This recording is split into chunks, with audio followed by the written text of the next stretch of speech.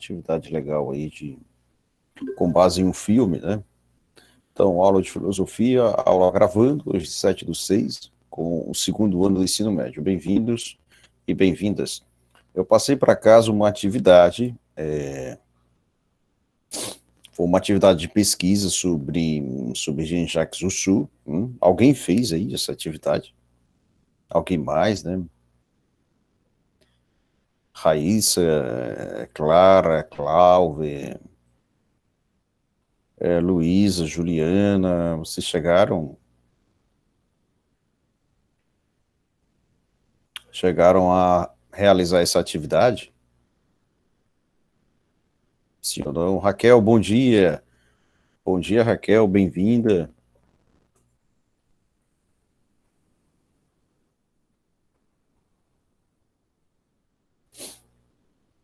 Bom, eu vou abrir aqui.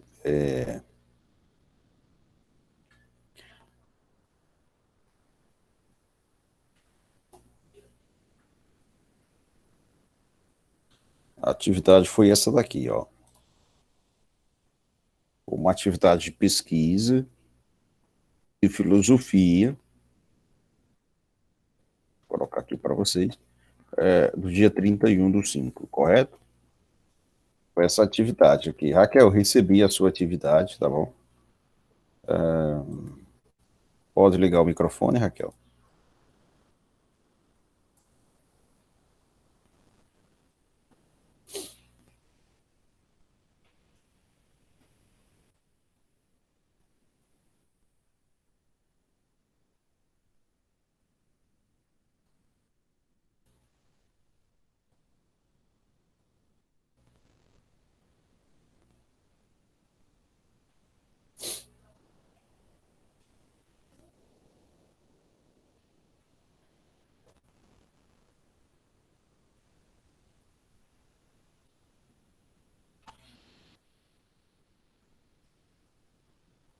Isso, só um momento. Eu vou abrir aqui o módulo, tá certo?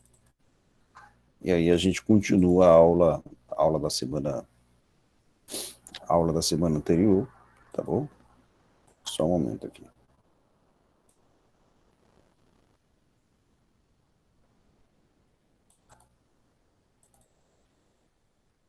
Estou aqui visualizando quem de fato respondeu a essa atividade.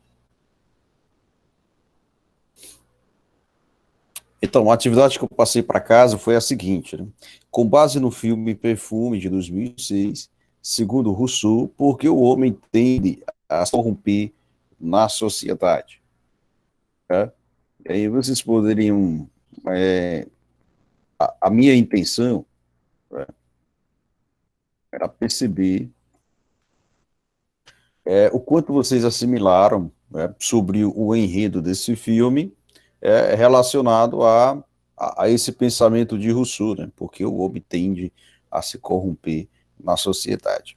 E vocês chegaram a responder, Raquel vi aqui, Raquel respondeu, outros da turma chegaram a responder por curiosidade.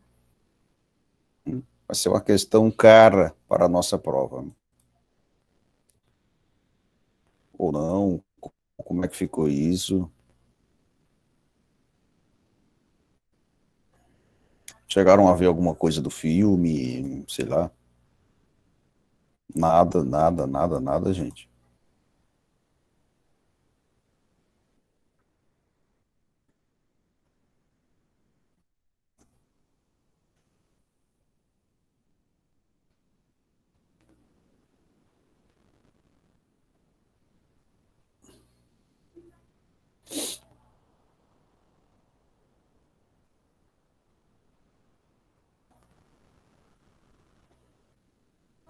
Eu tô esperando aí vocês, tá bom? Eu vou dar um tempo aí para vocês.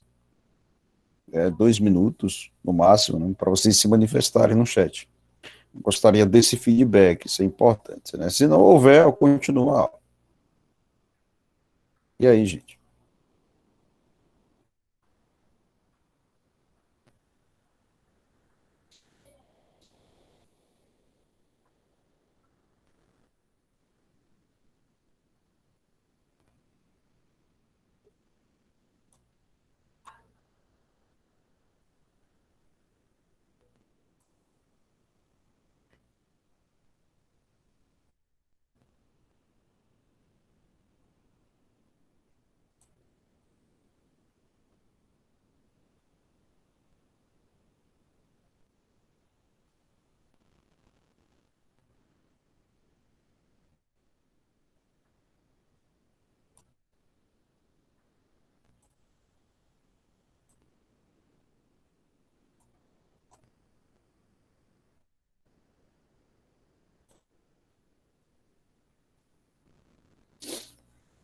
Sim, sim, Raquel. Agora eu gostaria de, assim, foi uma atividade que serve para você pensar um pouco, entende?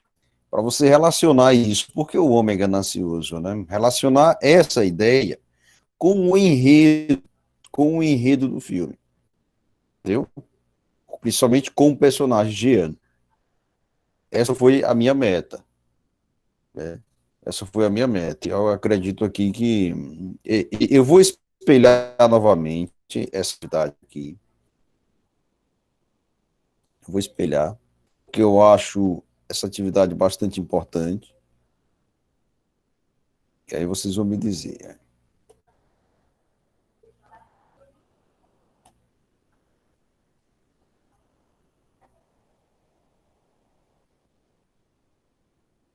Só um momento.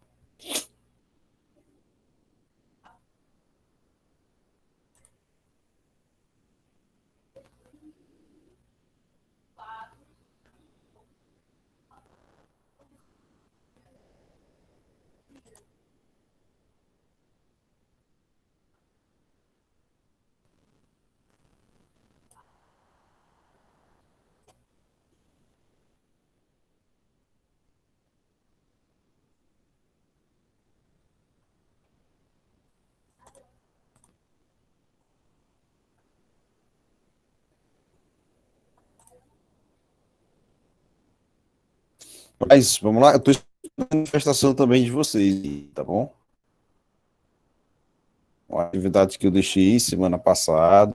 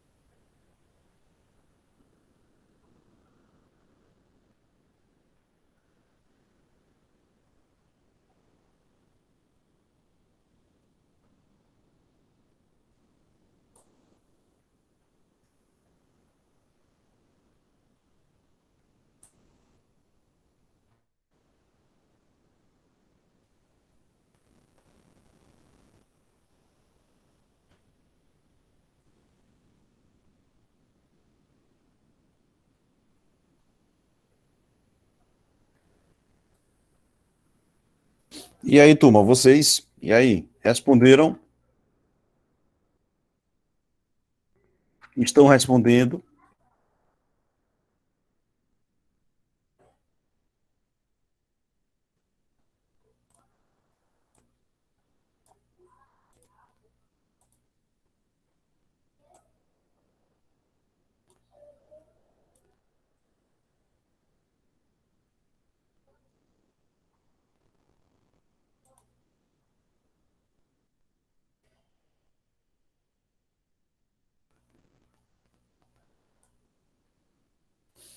Mas era bom ter respondido, né? Eu tô dando esse tempo até para ver se vocês procuram, né? Aí responder, mas eu já vi que é complicado, viu? Bom, então, eu tô agora compartilhando aí, né? Já como quase ninguém respondeu essa atividade, quase ninguém respondeu a essa atividade, ok? Eu tenho aqui para vocês um pequeno resumo do filme, né? Não sei se vocês assistiram ou não. Bom, ok. É o filme Perfume, né, de 2006. Vai tratar de Jean-Baptiste Grenouille. Esse nome aqui, ó. Jean-Baptiste Grenouille. Ele tem um olfato bastante sensível, né? Incrível, né? A sensibilidade dele é uma coisa fora do comum, né? E são grandes virtudes para ele, né? Como também se tornaram as suas grandes fraquezas. Vocês viram que ele foi criado em um determinado lugar, fora da zona urbana, né, fora da cidade, e ele era acostumado a trabalhar no pesado desde pequeno. Né? Não sei se vocês viram naquele trailer que eu cheguei a mostrar para vocês. Como foi uma atividade de pesquisa, então caberia a cada um procurar, né? Procurar se esforçar ao máximo para assistir ou tentar mesmo extrair um resumo, né, ou mesmo fazer um resumo do resumo de um resumo, é uma coisa de conhecimento, tá certo? E aí, o passado dele é muito sofrido, né? E depois, né, ele tinha sido criado em um orfanato, né? E depois ele começa a trabalhar, né? Depois ele começa a trabalhar e ele começa a desenvolver uma certa, uma certa perseguição para com mulheres, né? E ele trabalhava em um local onde ele extraía um couro, né? Couro mesmo, né? Ele trabalhava em um curtume.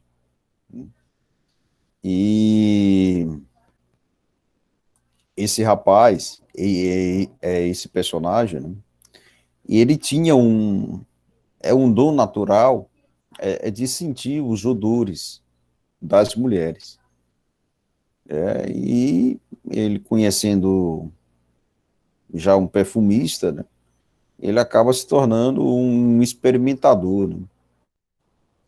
E aí se muda, ele vai trabalhar para uma mulher, né, chamada Madame Arnulf, deixa eu selecionando aqui, e a tarefa dele era criar perfumes, extraindo a essência de flores. Só que os odores do corpo humano, das mulheres, né, não sai basicamente de sua cabeça, né? Então ele tinha uma ideia fixa, uma ideia obsessiva de capturar esses odores, custe o que custar. E com isso ele se tornou um cara perigoso, assassino, é, e, e ele deixou umas mortes nas costas, né? Ele cometeu crimes, depois ele foi julgado, né? Bom, com base nesse resumo aí, como é que a gente pode avaliar como é que a gente pode avaliar Rousseau? Como é que a gente pode avaliar Rousseau, né? Como foi que aconteceu isso? Né? Qual é a visão de Rousseau sobre isso, né?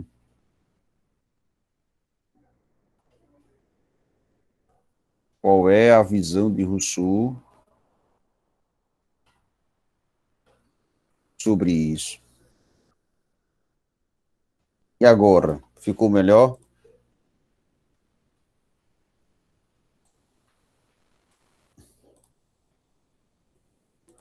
Porque a sociedade o corrompeu. Eu estou aqui com a resposta de Raquel. Posso ler sua resposta, Raquel? Você me colocou o seguinte, né?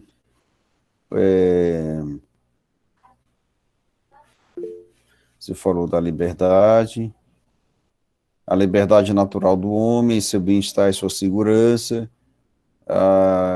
seriam preservadas por meio do contrato social. Essas foram duas questões, não foi, Raquel, que eu passei no caderno, né? Mas quanto a esse resumo, o que foi que você fez? Deixa eu ir aqui agora. Eu não estou conseguindo identificar a pesquisa, né? A pesquisa sua aqui. Bom, mas a ideia,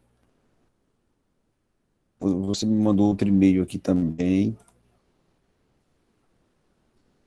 Ah, tá aqui agora.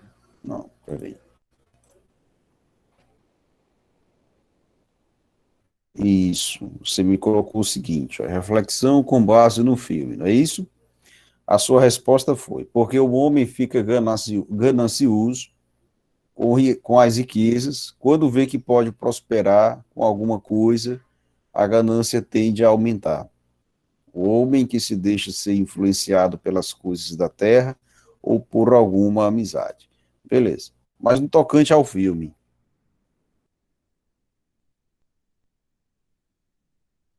ó, no tocante ao filme, né?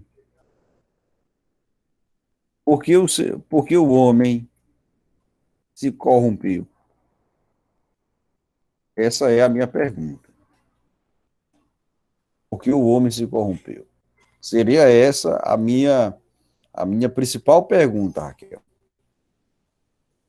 Era isso. O meu objetivo de extrair alguma coisa de vocês era com base nisso.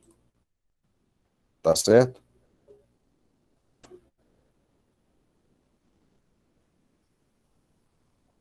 Era com base nisso.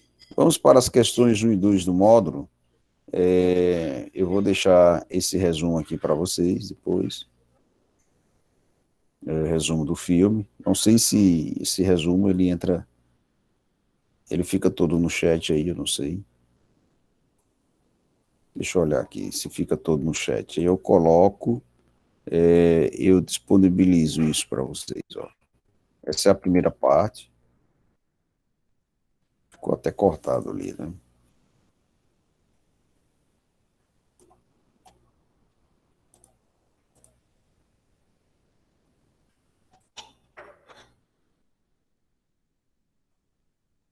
O resumo do filme Perfume,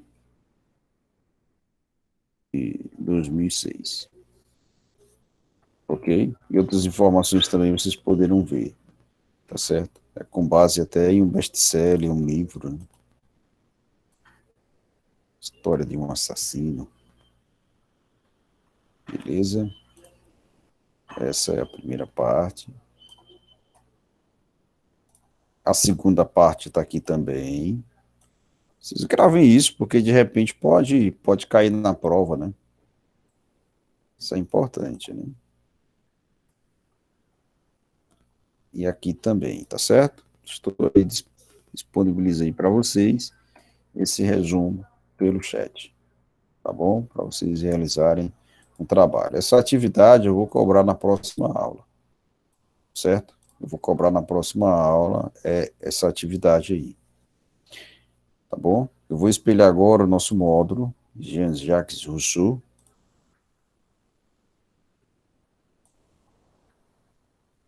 Nós temos uma atividade aí legal para fazer. Visualizaram o módulo agora? Visualizaram aí? Deu para ver? Pronto, muito bem. Capítulo 4, Rousseau e a sociedade. Eu acho bem pequeno, né, de Rousseau. Então, nós vimos na aula passada, né, que Rousseau, fazendo uma revisão do que foi dito, semana passada. Rousseau ele afirma que a sociedade ela se funda em um contrato, né, em um contrato social, né, e que o homem tem direitos naturais, ele sendo também um contratualista. E ele diz que a realização, que o contrato, né, é a realização da sociedade civil e do Estado. Né? Isso foi para Luke. Né? Para Rousseau, ele disse que a sociedade civil, ela de certa forma corrompe o ser humano. Né? E o poder de toda a sociedade não reside no Estado, ou seja, o poder social ele não está centrado no Estado, mas sim no povo. O povo é soberano para tomar decisões, independente do Estado. E ele diz outra coisa mais, né? Que a propriedade, olha só, eu vou aqui tajando, e aí fica melhor para vocês, né? A propriedade, ela seria uma espécie de um mal para o homem, porque a sociedade, de certa forma, né, ela provoca a corrupção, ela estimula a ganância, provoca a queda das democracias, provoca desigualdade social, e para Rousseau, uma realidade onde existe desigualdade social priva qualquer ser humano de liberdade, ou seja, onde há desigualdade social, não há liberdade, ok? Então foi isso aí que nós vimos na aula anterior. Nós vimos um pouquinho sobre a vida dele, recapitulando, vimos sobre o contrato social e a diferença dele para Hobbes e também para o John Locke. Nós vimos essa diferença e o que é que ele pensa da sociedade, tá certo? E nós vimos também que que o seu pensamento político ele está baseado na antiga democracia direta de Atenas. Nós vimos isso, não foi? Chegamos a ver, né, esse ponto.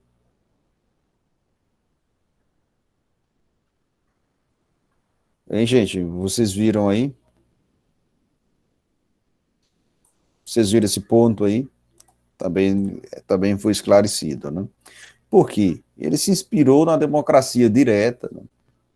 E ele afirmou que a soberania ela era exercida em assembleia, né? Nas ágoras, nas praças públicas. E com isso, Rousseau ele ele estabelece as bases primeiras do que viria a ser o socialismo. Né? Ele rompe com a separação dos três poderes, né? E submete toda a vontade individual a uma vontade geral, né? Que é expressa na maioria, pela maioria na Assembleia. Né? Para ele, a Assembleia é o único lugar, é o único lugar de decisão, só, é na Assembleia. Né? E o povo é soberano. Né? Mas depois ele vai admitir que isso é um pouco utópico, né? É uma viagem a mais, né? E ele afirmou que esse tipo de democracia nunca havia existido, nunca viria a existir, né? Mesmo entre os gregos, a participação era limitada, a cidadania, o direito à cidadania, o direito de participação cidadã não era dado a todos, mas sim a uma pequena parte. Né? Ter o título de cidadão, por exemplo, é conhecido na Grécia Antiga, era algo que não cabia às mulheres, a crianças, a estrangeiros, a escravos, etc. Somente a uma seleta parte da sociedade. Então foi isso que nós vimos na aula passada, e eu destaquei os seus livros, né, o Emílio, né, o Emílio, depois o discurso sobre a origem da desigualdade entre os homens e também o seu livro, o contrato social. Bom, foi isso que nós vimos, tá certo? Vamos responder as questões que eu passei para cá. Essa parte aqui eu vou dar na última aula, o corpo político do contrato social de Jean-Jacques Rousseau, tá certo? E eu vou deixar uma atividade para casa, né, que corresponde basicamente a, uma, a um resumo de vídeo, ok? De todo o pensamento de Rousseau. Isso eu vou passar para vocês hoje, tá certo? Então vamos lá, vocês responderam, né? Raquel, você respondeu, vi aqui também, né? Respondeu a atividade que eu deixei para casa, não foi? Deixa eu olhar aqui, tá aqui.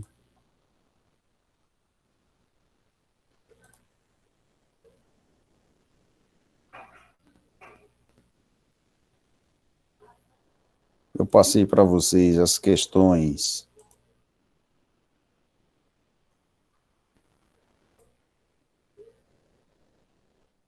Não, dois, não.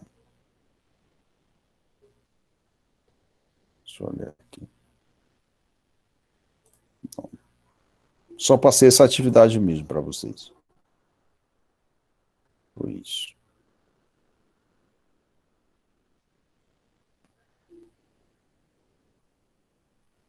Vamos responder a essa primeira questão aqui, ó. Vamos lá. Vamos responder essa primeira questão. É uma questão contextualizada, né, que traz para nós aí um conhecimento, um conhecimento a mais sobre o filósofo Jean-Jacques Rousseau. Beleza? Visualizaram a questão? Chegaram a visualizar?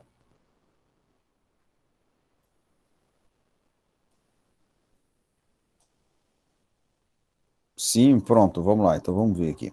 No Brasil, na Argentina e em outros países da América Latina, vejo que é uma questão contextualizada. Os governos estão promovendo mudanças econômicas e de políticas públicas, mudanças essas conhecidas como liberais ou neoliberais. Nessas mais recentes políticas governamentais, o poder público transfere a economia de mercado à satisfação de determinadas carências dos cidadãos, que devem provê-las a partir do próprio esforço individual em uma economia mais fortemente caracterizada pela concorrência entre os indivíduos e por menos direitos sociais. Em seu tempo, o filósofo contratualista Jean-Jacques Rousseau, olha, veja bem, veja o que é que importa para a gente aqui nessa questão, né? Jean-Jacques Rousseau, em sua obra do Contrato Social, ele afirma que quanto menos felicidade a República é capaz de proporcionar aos cidadãos, mais eles terão que buscar individualmente a sociedade. A consequência é uma sociedade cada vez mais egoísta e desinteressada pela política e, por fim, agrilhoada por um déspota qualquer ou pela cobiça. O texto acima apresenta duas opiniões conflitantes, ou seja, que se conflituam, que se opõem, sobre a condução das políticas públicas. Né? Veja bem, o que é que Rousseau vai dizer aí? Quanto menos felicidade a República é capaz de proporcionar aos cidadãos, mais eles terão que buscar individualmente a felicidade. E nessa busca individual pela felicidade, essa busca por direitos, essa busca por um salário melhor, por moradia, né, por uma saúde mais justa, vai tornar o indivíduo mais egoísta, ganancioso, né, e autoprotetor. É isso que ele quer dizer, tá certo? O senhor não está errado, não. Né? Considerando essas opiniões, assinale a afirmação, observe bem, assinale a afirmação verdadeira. Letra A. O governo brasileiro defende uma posição socialista que consiste no provimento estatal daquilo que é necessário para a felicidade geral, enquanto para Rousseau apresenta uma ideia liberal de economia livre e livre iniciativa. Esse item A está certo ou errado? Vamos lá, gente. Primeira questão aí, atividade 04, né? Está certo ou está errado? Vamos lá. Vamos participar, né? Vou fazer isso aqui com vocês, tá bom?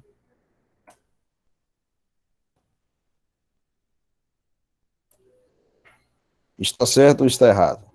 O item A. Item B.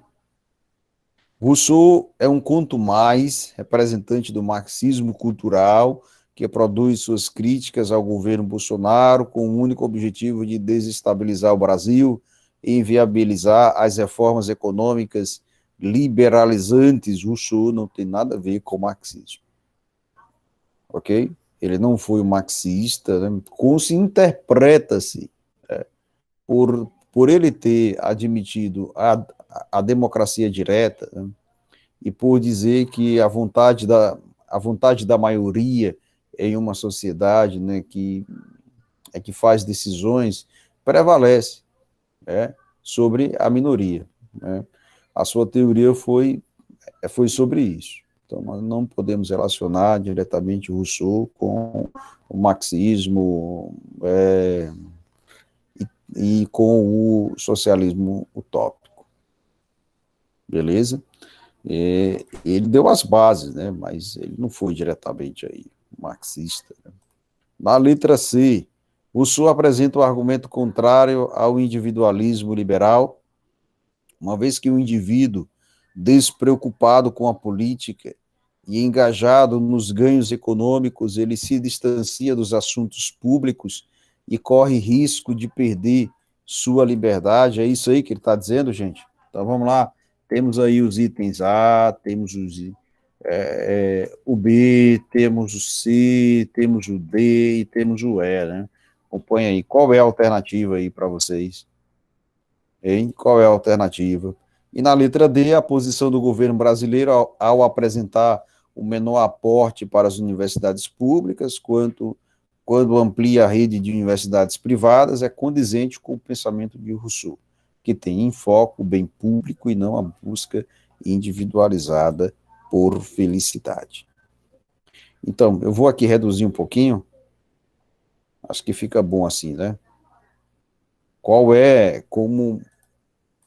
seria a alternativa? Vamos lá, segundo ano. Qual seria essa alternativa aí? Vamos lá, o que foi que vocês puderam responder? Digam aí pra gente aí, vamos lá. Temos aqui na sala, letra C, Raíssa. Por que letra C? Pode escrever no chat aí, hein? Pode escrever no chat argumentando, né? Isso é importante. Argumente no chat aí, fale. Fala aí no chat aí. Porque isso, porque isso é importante, né?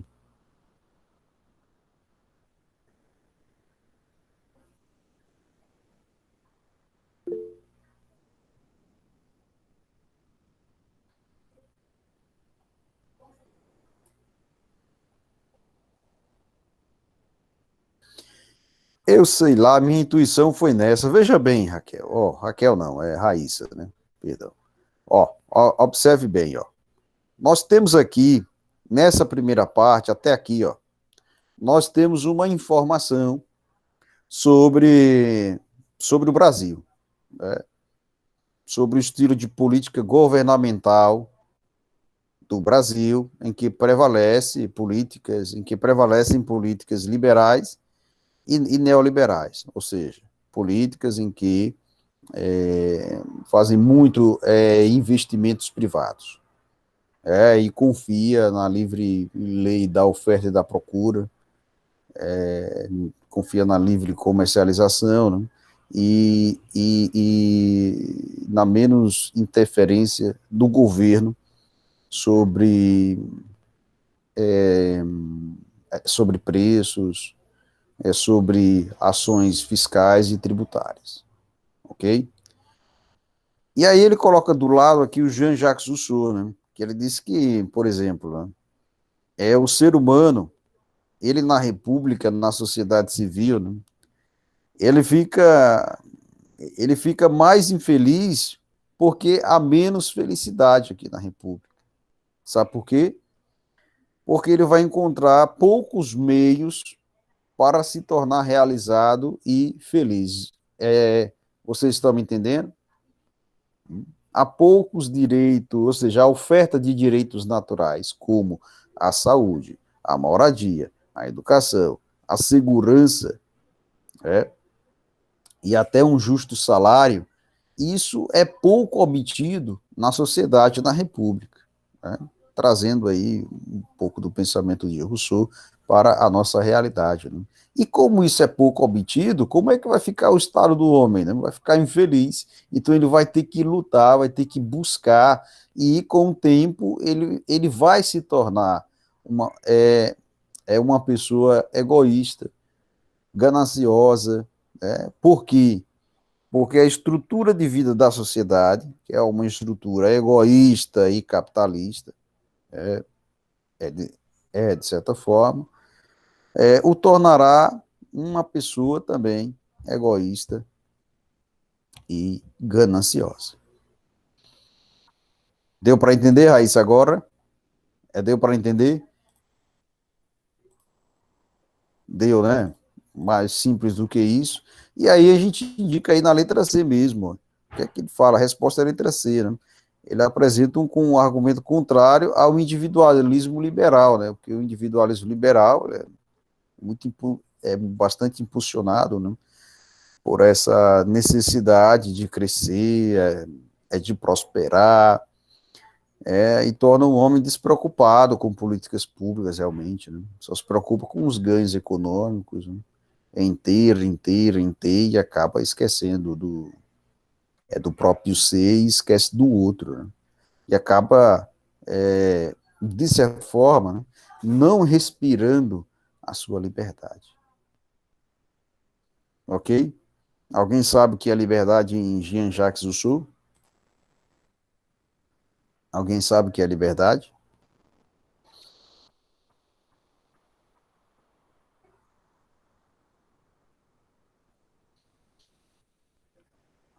Nós vimos o que é liberdade.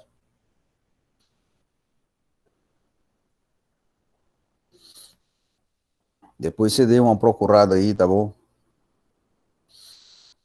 Vamos para outra questão. Nós respondemos também a terceira questão, não foi? Na aula passada, né? Beleza, vamos para essa quarta questão aqui. Vamos lá, vamos para essa quarta questão. Com relação à noção de estado de natureza, que é o estado em que os seres humanos se achavam antes da formação da sociedade, podem se identificar na filosofia política moderna três tendências. Vamos lá. Vocês estão com o módulo aberto aí? Estão com o módulo aberto? Estão visualizando aí? Não, né? Vai estar difícil aqui no segundo ano. Né? Então, o primeiro item diz assim: os seres humanos são naturalmente egoístas e, no estado de natureza, se achavam numa guerra de todos contra todos, daí que, por medo uns dos outros, aceitam renunciar à liberdade e constituir um soberano, o Estado, que garanta a paz. Ok? Foi isso.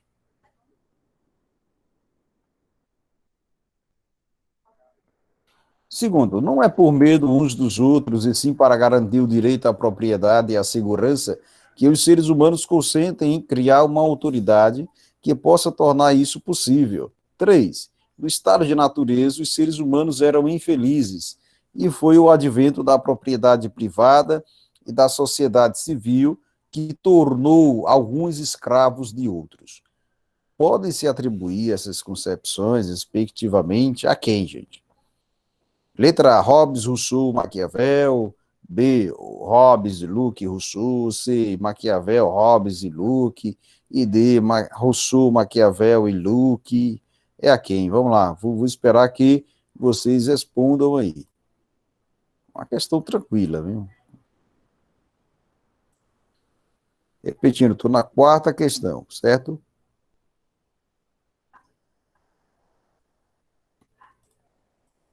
Vamos lá, vamos responder aí essa quarta questão. Todo mundo está entendendo aí?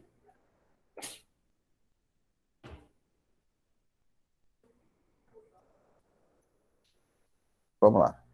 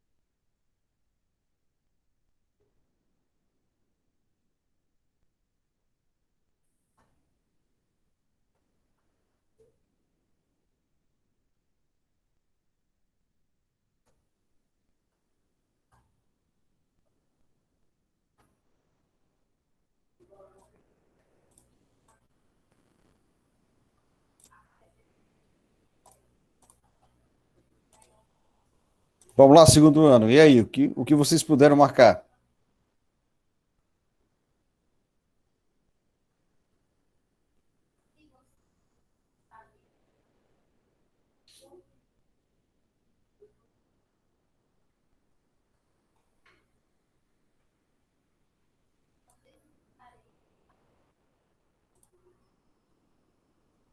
Cadê o pessoal que está aqui? Clara, Cláudia, Juliana, Cauane, Luísa, Raíssa e Raquel.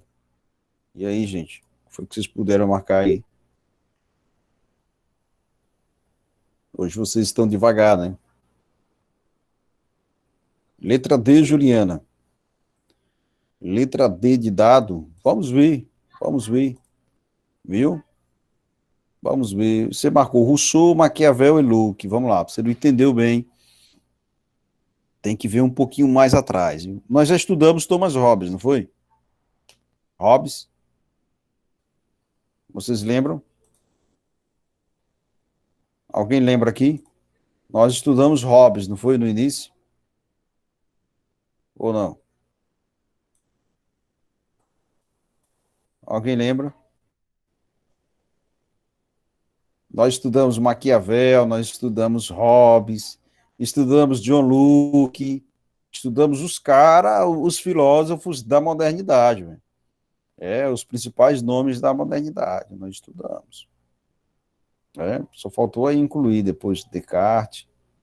Então, veja bem, ó, a questão já a noção de estado de natureza. O que é esse estado de natureza? Né? É um estado de vida pré-sociedade civil, né? Um estado de vida em que os seres humanos eles conviviam entre si antes da formação da sociedade, antes da formação das instituições, como Estado, né? Exército, etc. Veja bem, o primeiro, os seres humanos são naturalmente egoístas. Quem é que diz que o ser humano é mau por natureza? Ele é egoísta. E que no estado de natureza ele se achava numa guerra de todos contra todos. Quem foi que falou isso? Foi o Hobbes, foi o Locke ou foi o Rousseau? Vamos lá? Esse é típico questão aí que cai no vestibular, para ensino médio, viu? Quem foi? Quem foi que disse isso aí? Foi o Thomas Hobbes. Foi o Thomas Hobbes, ok? Item 2, não é por medo uns dos outros, e sim para garantir o direito à propriedade e à segurança. Quem é que diz que o direito à vida, o direito à propriedade e o direito à liberdade são direitos inalienáveis? E que os seres humanos eles precisam do Estado para poder regular isso. Foi John Locke, né? E o terceiro item, no estado de natureza, os seres humanos eram infelizes. E foi com o advento da propriedade privada e da sociedade civil que uns se tornaram escravos, né? Digamos assim, escravos do capitalismo, né? Escravos do consumismo, diga-se de passagem, trazendo esse pensamento de Rousseau para a nossa realidade. Né? Ou seja, você tem a necessidade, né, de adquirir ganhos econômicos, de adquirir bens, portanto, como a sociedade vive um ambiente conflitante, é quase uma guerra, né? Então o homem ele tende a se tornar egoísta. Então qual é a resposta, gente? Aí é a letra B de bola, tá certo? Letra B de bola. Certinho, certinho, certinho. Ok?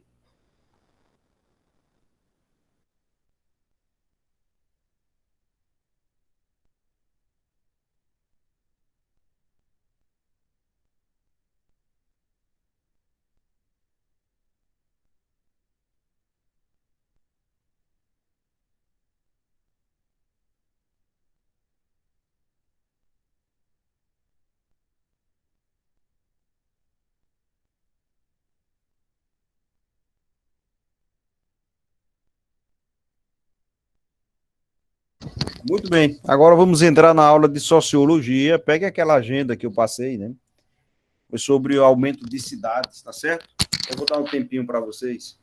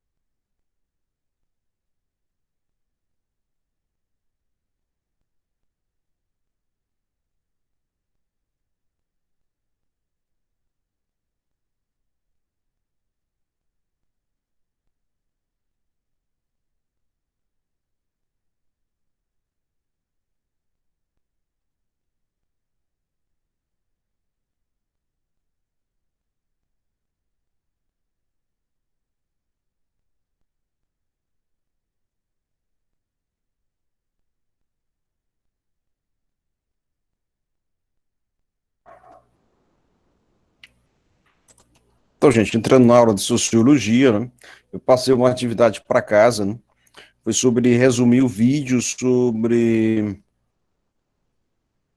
Resumo o vídeo sobre o aumento das cidades, né? Foi isso que eu passei para vocês, né? Chegaram a responder?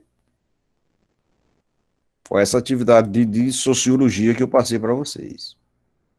Também não responderam? Como é que tá essa história? Rapaz, vocês, olha, vocês estão me decepcionando aí, né, gente? É isso. Responderam aí? Raquel respondeu, né, Raquel? Raquel, pode ligar o microfone e dizer a sua resposta pra gente? Eu já sei aqui a sua resposta já.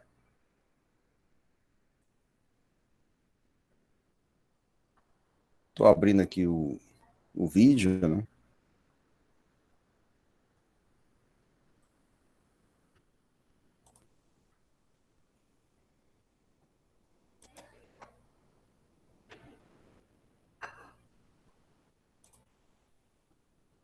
Fundação Vale apresenta.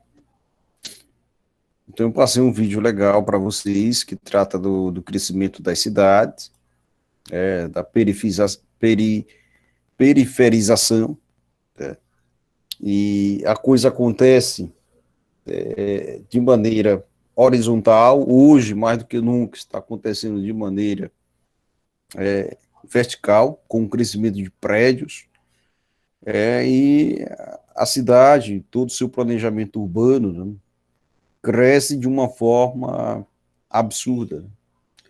E isso de um lado, isso de um lado positivo, né?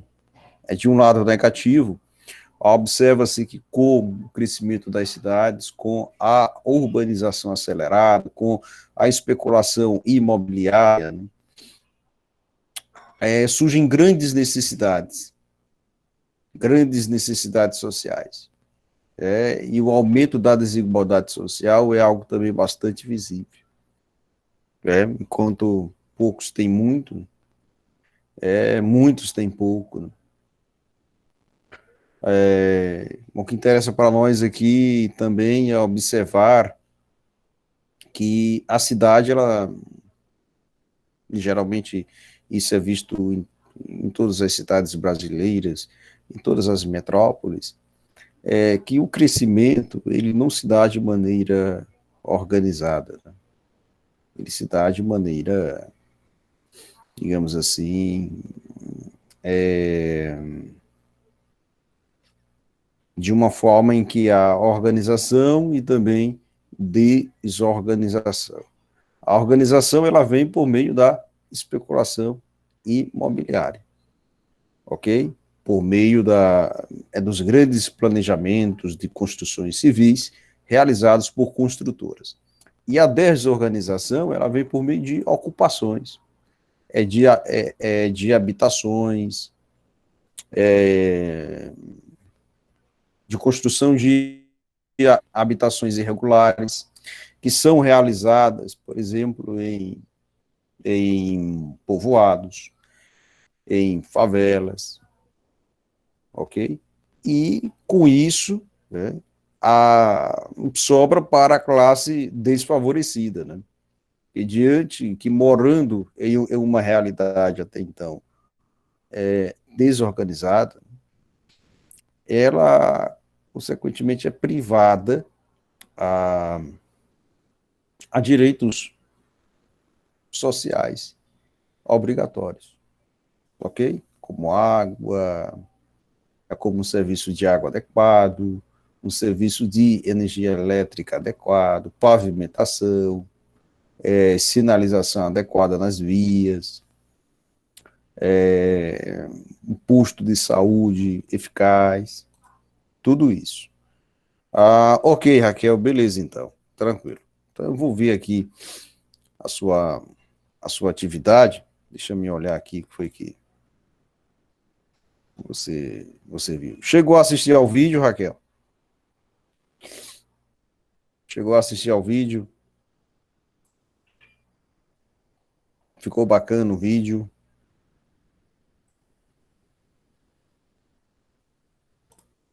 Você respondeu a atividade de sociologia do vídeo?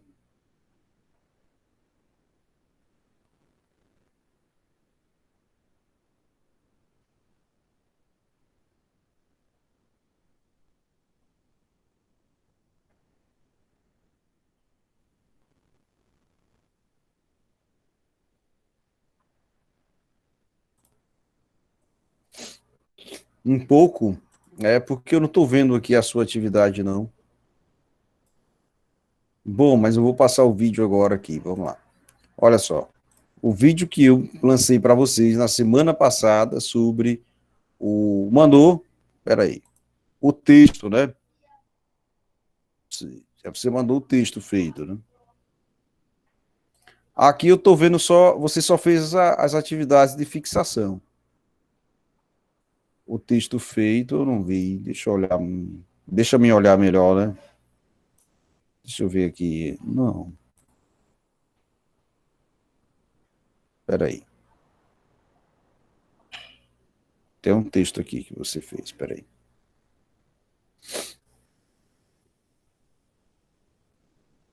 Ah, tá aqui, eu vi então. Porque você mandou duas fotos, dois e-mails, né? É porque você me mandou, Raquel, dois e-mails. Foi isso. Não, eu estou vendo agora, tá bom? Não se preocupe. Foi, aí eu tive que olhar aqui depois.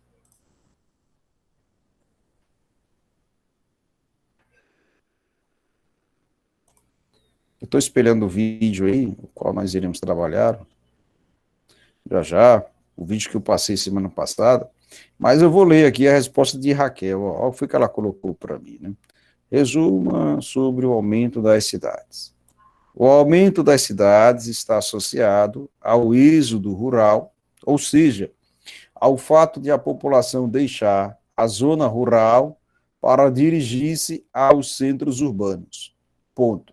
O processo de urbanização ocorre segundo fatores atrativos, como a industrialização, e fatores repulsivos, como a modernização das cidades. Agora, esse fator repulsivo é devido a quê, Raquel? Repulsivo, por quê? Assim, na sua cabeça, por que repulsivo?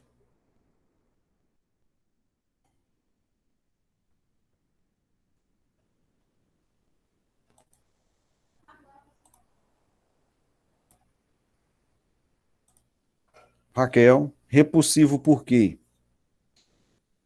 Foi que você me colocou aqui. Por quê? A modernização é algo repulsiva. Vamos lá, modernização é algo repulsivo. Repulsiva, né? É algo repulsivo. Por quê? Ela exclui, escraviza, o que é que ela faz? É isso aí? Ela exclui, ela escraviza, é isso que ela faz?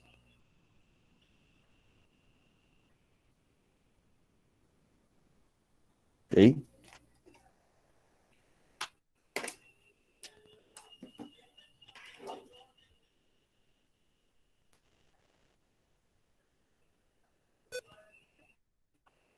É algo assim? Mas você precisa me citar mais exemplos sobre isso.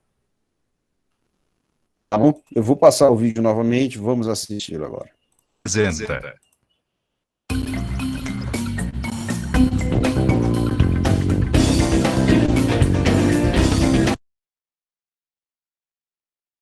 Fundação Vale apresenta.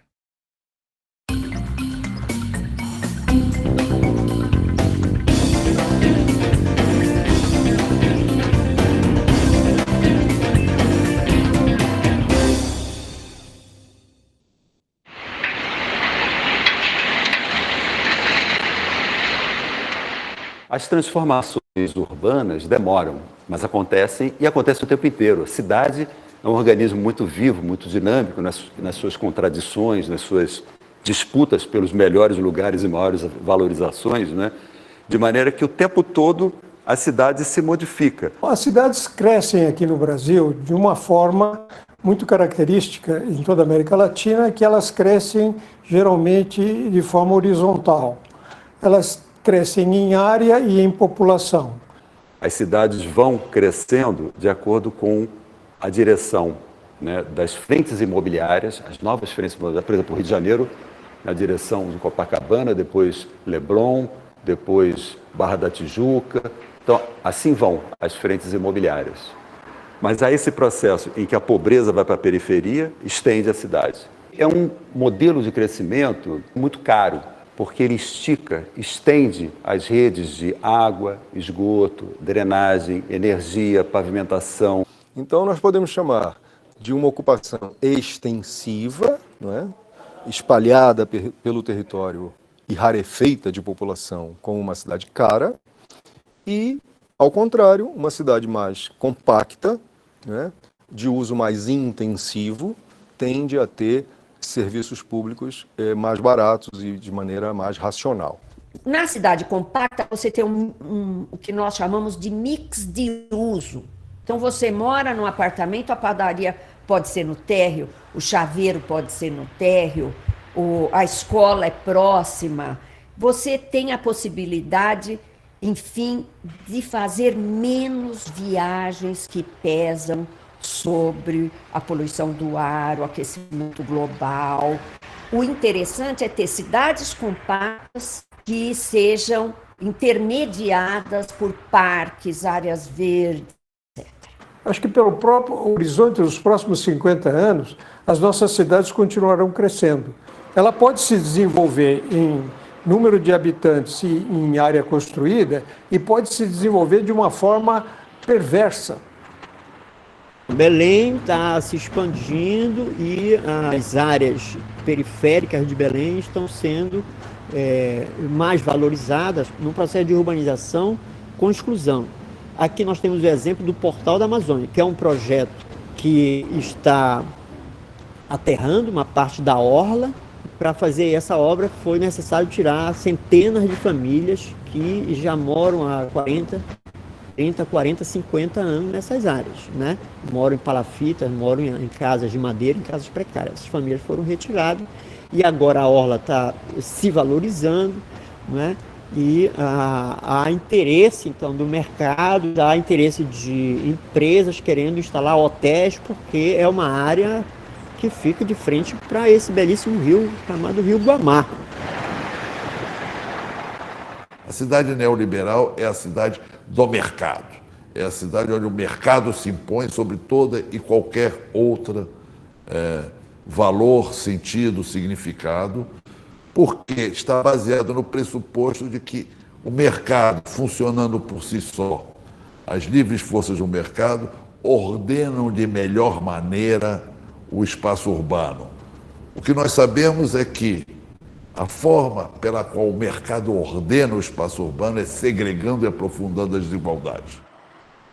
Uma das características mais perversas da expansão urbana brasileira é de que não tem lugar para todo mundo. Os pobres, por exemplo, são destinados à periferia, periferias metropolitanas, as piores áreas, as piores localizações, as áreas mais desvalorizadas, as áreas ambientalmente mais sensíveis, encostas, topos de morro. É a falta de opção de alternativas formais que são oferecidas à população de baixa renda. E o que são alternativas formais? São as casas que têm a luz elétrica, tem um serviço de água, tem a saneamento, assim por diante. Esse conjunto, esse habitat que a gente está falando aí, ele não é acessível, não há suficiente oferta a preços acessíveis desse bem para a população compatível com a renda da população. Então, há muitos, na ausência de uma oferta a preços acessíveis, as pessoas ocupam o que é possível, dão um jeito.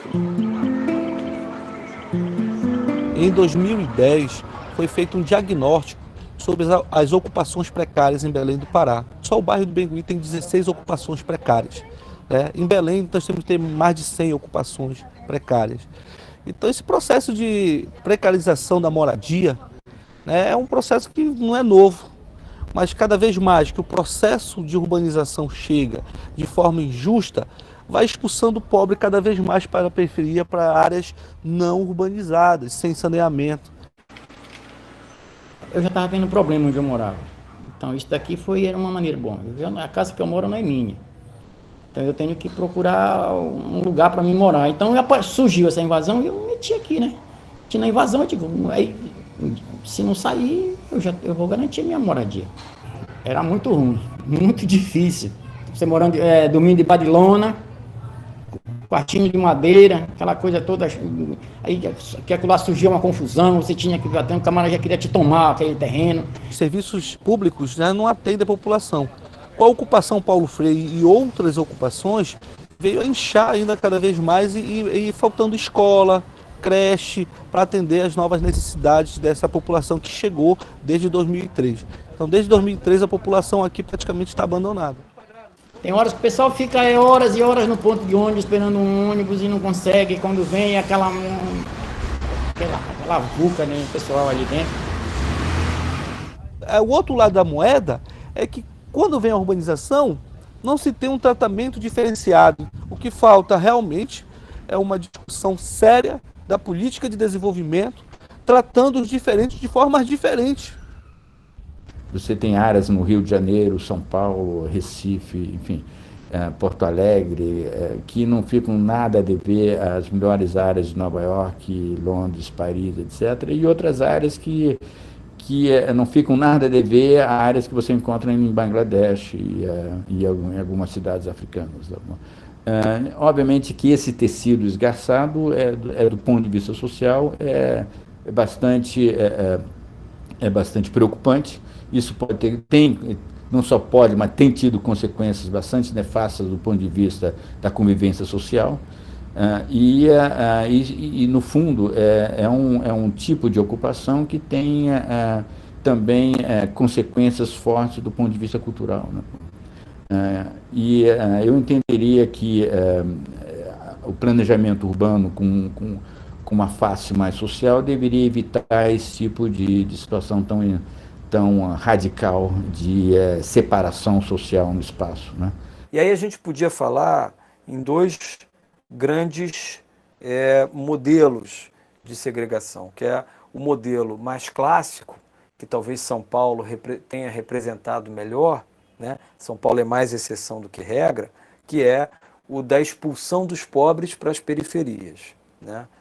Ao passo que em outros casos, como é o caso do Rio, como é o caso do Recife, de outras grandes metrópoles, em que você tem uma combinação de favelização das regiões centrais com formação também de um anel ou de alguns anéis periféricos. A lógica é os pobres que incomodam, os pobres que estão disputando a cidade, né? Mas que você tem que acomodar, tem que manter cada um no seu lugar.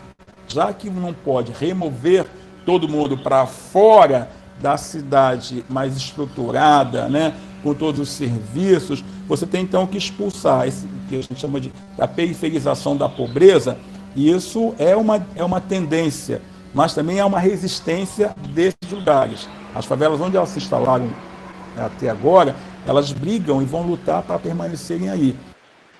Quando se olha para a periferia pobre, precária, ilegal, onde as pessoas, por não ter acesso a saneamento básico, vivem permanentemente sujeitas a doenças e endemias, é uma das faces mais perversas também que nós podemos assistir, dentre outras, das nossas cidades. Isso, na verdade, significa que a cidade não está presente, né, na vida cotidiana dessas pessoas. Então, qual é o papel do poder público nesse caminho da reforma urbana?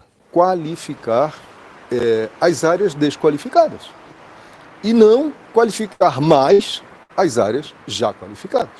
Eu acredito que a melhor maneira de desmontar essa segregação é fazer com que a cidade toda tenha uma qualidade urbanística básica, aquela qualidade urbanística que seja o mínimo que qualquer cidadão tem o direito de ter, com infraestrutura, com calçadas adequadas, com áreas verdes e também promover polos de desenvolvimento econômico, né, fazendo com que essa população possa ter um emprego mais próximo da sua casa e, portanto, se rompendo essa polarização centro-periferia. Os caminhos vêm justamente da conflituosidade da cidade. Ali onde a cidade resiste, ali onde as tensões urbanas crescem, ali onde as pessoas se manifestam nas mais variadas maneiras, não é apenas lutando contra uma remoção, ali onde grupos de movimentos de mulheres interpelam a cidade machista, ali onde grupos populares interpelam a cidade empreendedora privatista,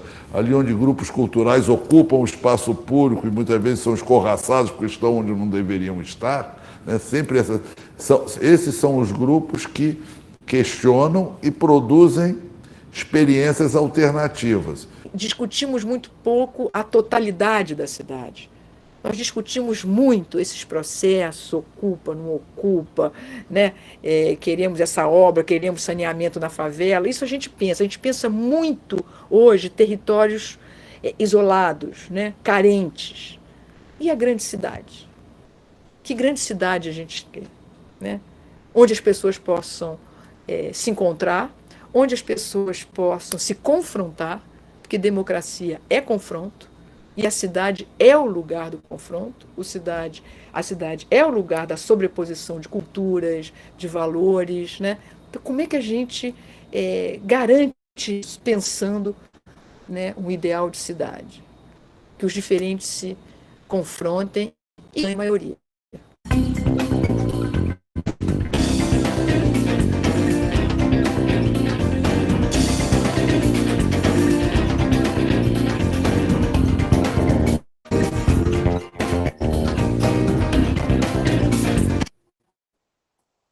Gostaram do vídeo aí, turma?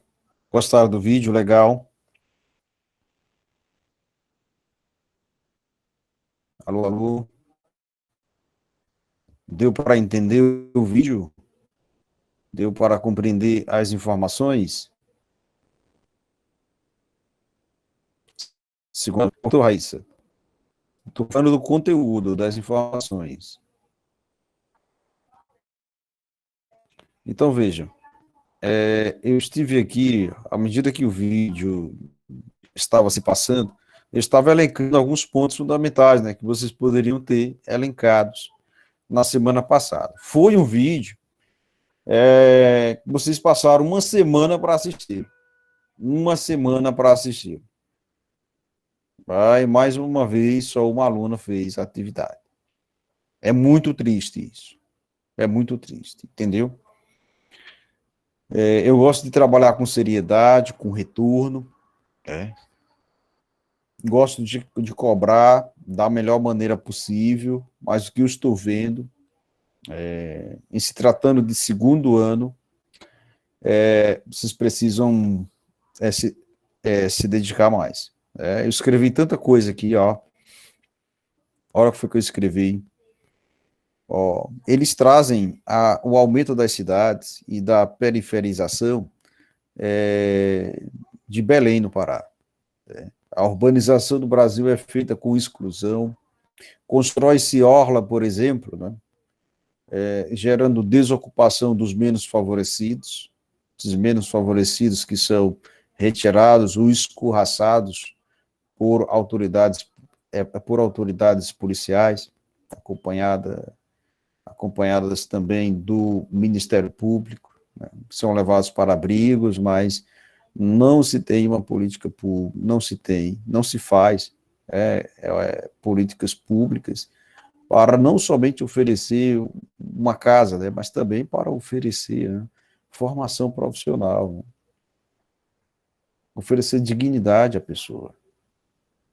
Isso eles pontuaram muito bem, que é uma característica típica da cidade neoliberal, né?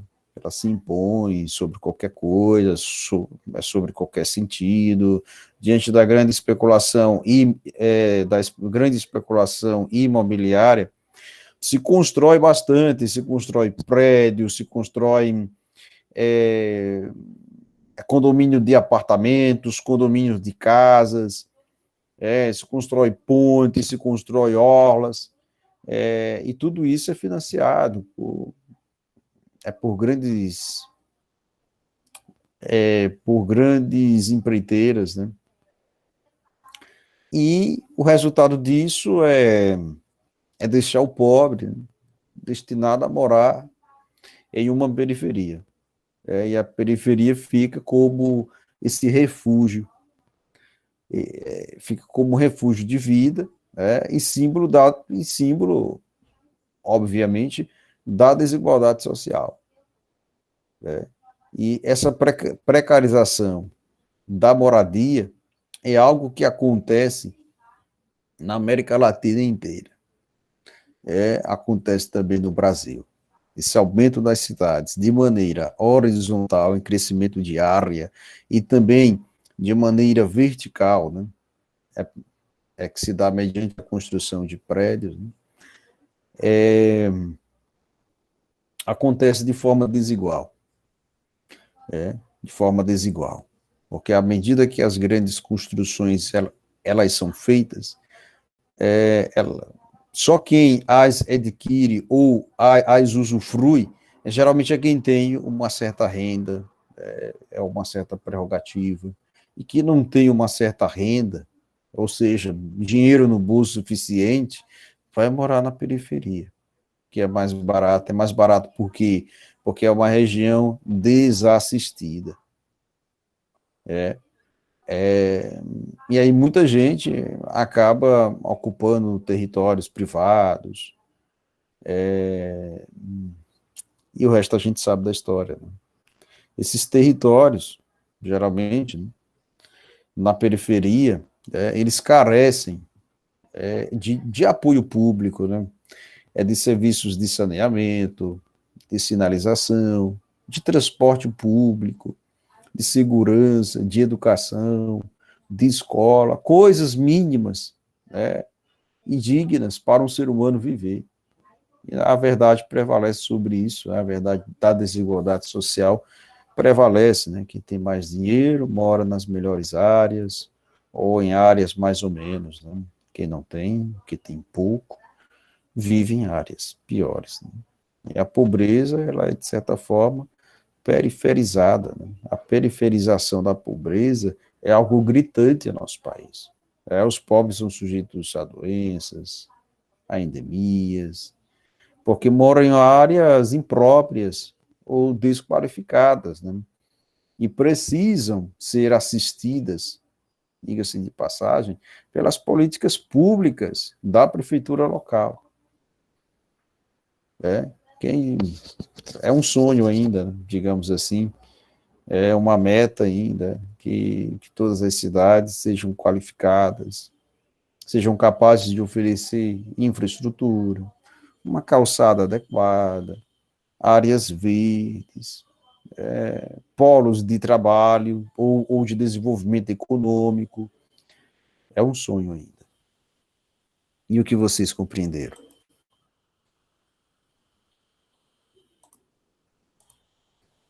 Esse que você já tem na agenda, né? Deixei isso semana passada para vocês.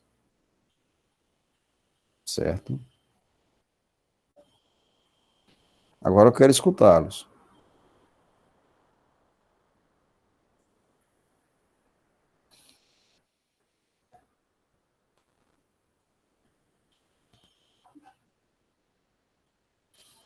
Segundo ano, alô, vamos corrigir então a atividade. Nada, vocês não aprenderam nada. Eu vou deixar o material que eu falei na semana passada, né? Eu vou deixar hoje esse material em PDF para os senhores e para as senhoras sobre cidades, tá bom? Mas o básico do que nós poderíamos aprender quando cai alguma questão envolvendo cidade e desigualdade, né? Isso é apoiado, por exemplo, na questão cai lá dados estatísticos, ou cai uma imagem, ou cai uma charge falando disso, né? Mas o básico nós podemos observar por meio desse vídeo, né? Foi transmitido pelo canal Futuro. Alguma coisa a falar? Alguma coisa a colocar? Quem perdeu essa aula, obviamente, perdeu muita coisa, né? Quem perdeu a aula de hoje, né? Sinto muito nisso. Né? Certinho, certinho?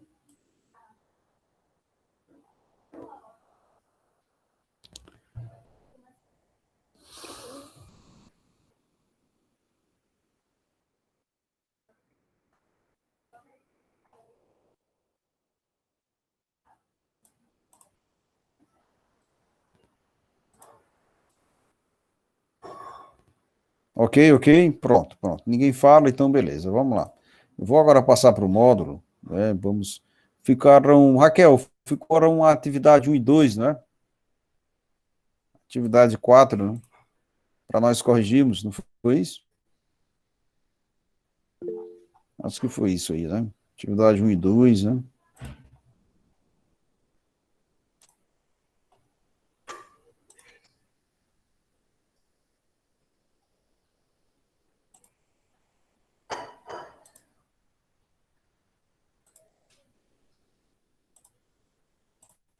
Vamos lá, eu vou aqui espelhar, pronto.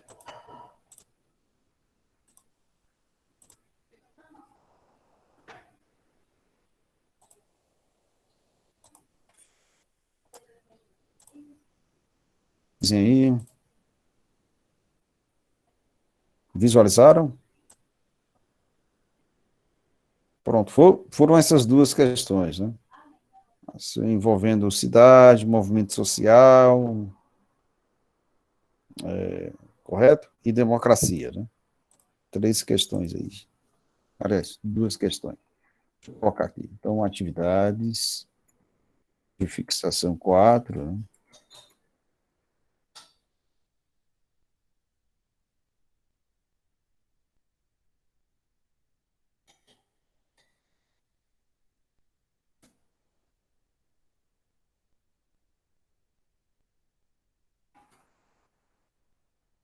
Então, os assuntos foram cidades, democracia e movimentos sociais. Ok, beleza. Muito bem. Primeira questão. Vamos lá. Na década de 1990, os movimentos sociais camponeses e as ONGs tiveram destaque ao lado de outros sujeitos coletivos. Na sociedade brasileira, a ação dos movimentos sociais vem construindo lentamente um conjunto de práticas democráticas no interior das escolas, das cidades, dos grupos organizados e na interface da sociedade civil com o Estado. O diálogo, o confronto e o conflito têm sido os motores no processo de construção democrática. Segundo o texto, os movimentos sociais contribuem para o processo de construção democrática. Por quê? Letra A, determinam o papel do Estado nas transformações socioeconômicas. Letra B, aumentam o clima de tensão social na sociedade. Pressionam o Estado para o atendimento das demandas da sociedade, privilegiam determinadas parcelas da sociedade em detrimento das demais, e letra E, propiciam a adoção de valores éticos pelos órgãos do Estado. Essa foi a primeira questão, né? Eu vou ler a segunda também. Na sociedade democrática, indivíduos e grupos organizam-se em associações, movimentos sociais e populares. Classes se organizam em sindicatos e partidos, criando um contrapoder social que, direta ou indiretamente, limita o poder do Estado. Nesse sentido, a importância dos movimentos sociais para reivindicações de grupos minoritários se dá porque, letra A, aumentam a insegurança e o caos social, é isso? Tornam visíveis suas reivindicações e aumentam sua representatividade, letra B, geram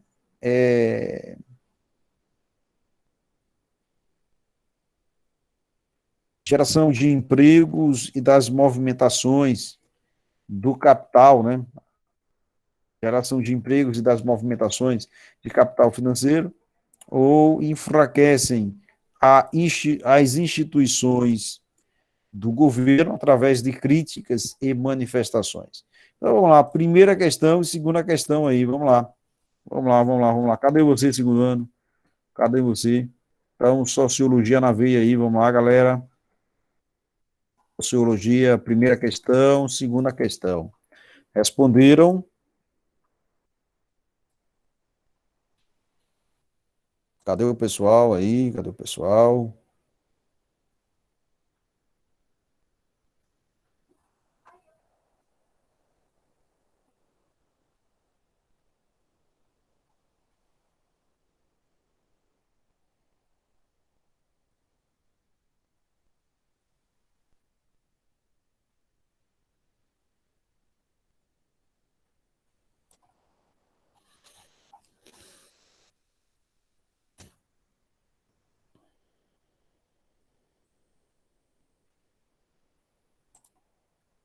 E aí, o que foi que vocês puderam responder, turma? E aí, vamos lá?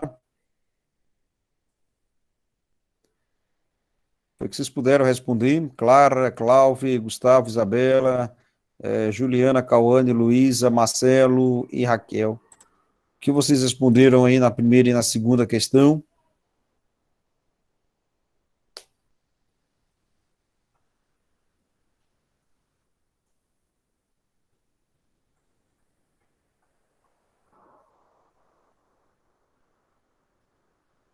Por favor, aguardo vocês aí responderem.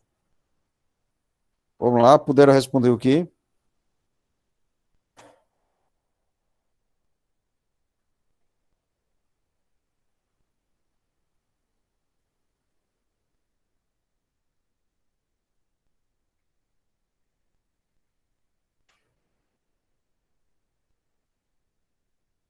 Raquel?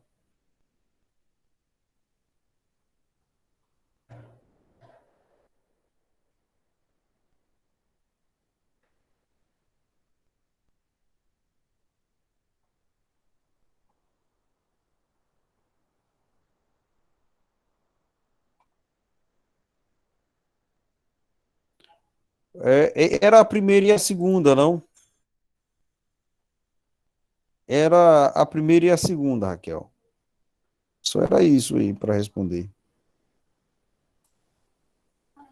Ó, você. Deixa eu olhar aqui.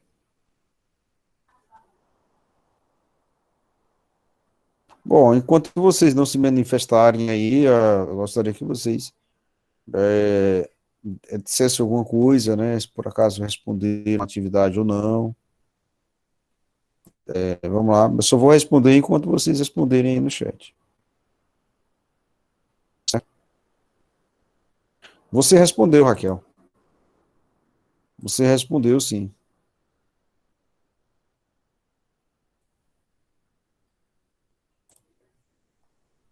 Deixa eu fazer a chamada de novo para ver quem está presente aqui. Clara está presente na sala? Daniel está presente? Gustavo está presente? Isabela está presente na sala? Eu estou fazendo a chamada aqui, já estou com o diário aberto, viu? Juliana está presente? Calmane, Luísa, Marcelo está presente aí, Marcelo? Pedro, ok, Raíssa? Está presente? Raquel tá. Os demais estão presentes. E quem não tiver presente, eu vou colocar falta, viu? Simples assim. Viu? Que não disser aí alguma coisa presente, que não falar. Então já vou colocar falta aqui automaticamente, viu? Certo? Eu preciso fazer isso, tá bom? Então, quem não disser aí, eu vou ter que colocar falta, né? Porque não adianta eu ficar só falando aqui uma aula inteira, né? A gente não vê retorno, não se mal se respondem as tarefas, coisas que é importante vocês responderem, porque isso é para o bem de vocês, é um bem diretamente para vocês, tá certo? E não adianta aqui ficar reclamando não, porque vocês já são grandinhos o suficiente, né? Então não adianta nem eu estar aqui reclamando não, porque é feio até, né? Tá aqui reclamando. Então, Raquel, você marcou a questão a C, né? Você marcou a questão C, e você marcou a questão B, né? As duas estão certas, obviamente. Os movimentos sociais contribuem para o processo de construção democrática, né? Porque pressiona o Estado para atendimento das demandas da sociedade. É isso que faz o movimento social. É isso que deve fazer, né? Sem tantas politizações, né? Como se vê hoje. Os movimentos sociais são para as reivindicações de grupos minoritários, e dá porquê, tornam visíveis suas reivindicações, aumentam sua representatividade, né? Os grupos minoritários, como, por exemplo, pessoas que moram na rua, que moram em regiões invadidas ou áreas invadidas, né? Merecem ter a assistência básica, assistência social de moradia. Ok? É um dever bem claro. Tá bom? Nessa parte aqui, sobre movimentos sociais, a parte de cidade, eu já vou enviar para vocês. Vocês estão vendo lá em cima? Ok, eu vou enviar para vocês em PDF. Travou aqui um pouquinho. Eu vou enviar em PDF para vocês.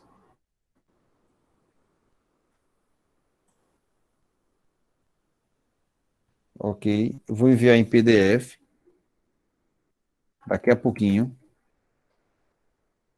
para os e-mails de vocês aí, aqueles que me passaram, né?